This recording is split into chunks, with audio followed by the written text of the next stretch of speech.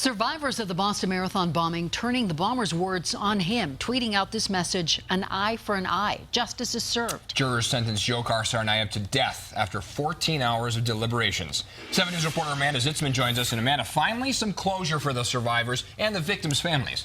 And we want to start out by remembering the victims who could not testify at this trial. Crystal Campbell, Officer Sean Collier, Lindsay Liu, and Martin Richard. Martin, the youngest victim, his death listed as a possible aggravating factor for the jury, the killing of a child, along with the amount of carnage inflicted and a lack of remorse.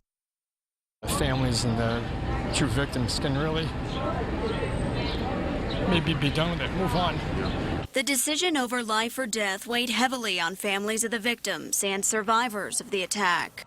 Happy is not the word I would use. There is nothing happy about having to take somebody's life. I'm satisfied.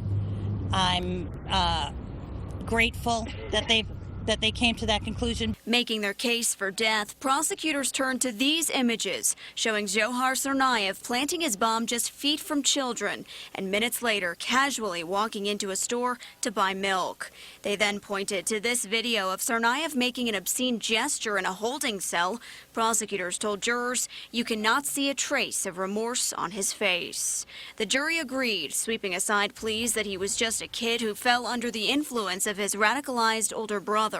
The jury had a really difficult job to do, and this was not an easy result for them to arrive at. It was back in 2013 that the blast near the Boston Marathon's finish line killed 3 people and wounded more than 260. An MIT police officer later killed during the Tsarnaev brothers' attempted getaway.